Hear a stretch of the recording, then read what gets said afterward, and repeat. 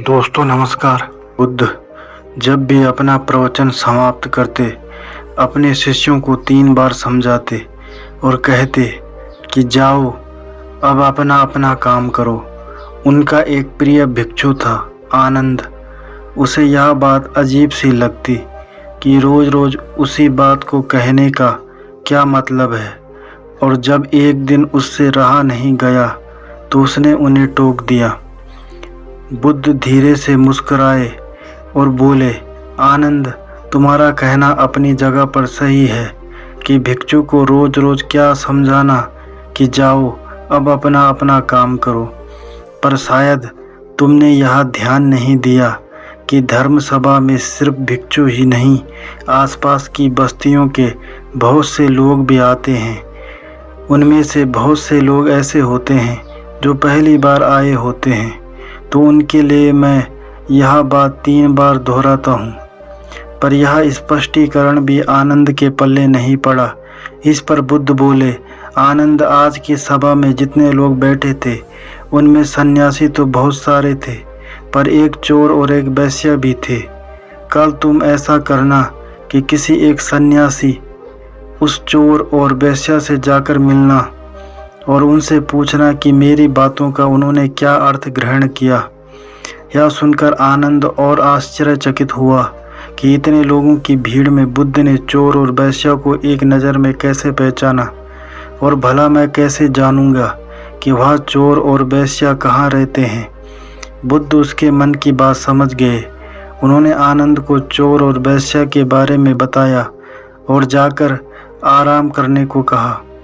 आनंद ने जैसे तैसे उत्सुकता में वहाँ रात काटी और अगले दिन सुबह सुबह तहकीकात के लिए निकल पड़ा। सबसे पहले वह एक सन्यासी के घर पहुंचा जो बुद्ध की धर्म सभा में नियमित रूप से आता था। आनंद ने उससे पूछा, रात्रि सभा में बुद्ध ने जो आखिरी वचन कहे कि अब जाकर अपना अपना काम करो, आपने उससे क्या सीखा? इस पर वह भिक्षु बोला, इसमें सीखने वाली क्या बात है? भिक्षु का नित्य कर्म है शाम को ध्यान, अल्प भोजन और विश्राम। मैंने कल भी वही किया।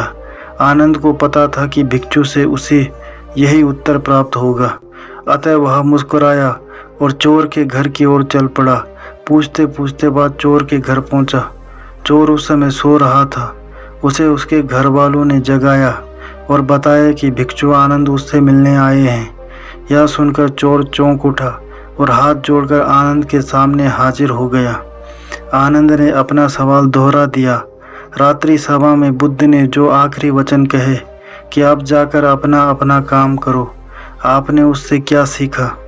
चोर विनम्र शब्दों में बोला, भिक्षु, बुद्ध तो अंतर्यामी है, इसलिए आपसे क्या छिपाना। मैं कल रात पहली बार बुद्ध की धर्म सभा में गया और उनके प्रवचन सुने। मेरा तो जीवन ही सफल हो गया। बुद्ध के प्रवचन सुनने के बाद मैं उनके कहे अनुसार अपने काम यानी कि चोरी करने निकल पड़ा, और कल इतना तगड़ा माल हाथ लगा कि अब आगे मुझे चोरी करने की ज़रूरत नहीं पड़ेगी। अब मैं अपना जीवन आराम से काट सकूंगा। चोर की बात सुनकर आनंद हैरान रह गया। वह वहां से उठा और वैश्य के घर की ओर चल पड़ा। वैश्य आनंद को देखते ही पहचान गई।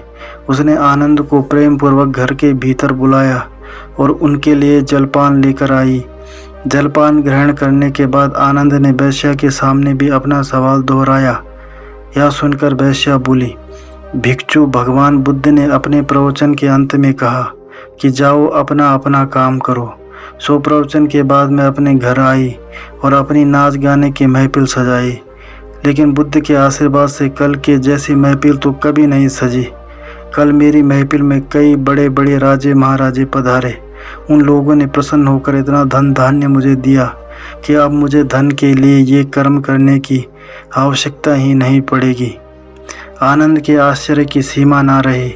वह वहाँ से वापस महात्मा बुद्ध के पास गया। उसने बुद्ध को जाकर प्रणाम किया और उन्हें सारी बात कह सुनाई। बुद्ध बोले, आनंद, इस संसार में जितने भी व्यक्ति हैं सबके मस्तिष्क अलग अलग हैं। वे सभी लोग अपनी बुद्धि और क्षमता के अनुसार ही हर बात का मतलब निकालते हैं। इसीलिए मैं अपनी इस बात को 3 बार कहता हूँ कि जाओ अब अपना अपना काम करो। इसके पीछे मेरी सोच यही है कि किसी के समझने में कहीं कोई कमी न रह जाए। लेकिन इसके बाद भी लोग उस बात का मतलब अपने अपने हिसाब से समझते हैं और इसका कोई उपाय भी नहीं है। इसीलिए ये सृष्टि ऐसी है।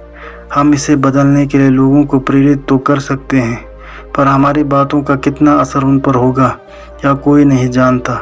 इसीलिए मैं सभी के साथ एक समान व्यवहार करता हूँ और सभी को एक समान अपना अपना कार्य करते रहने के लिए प्रेरित करता हूँ।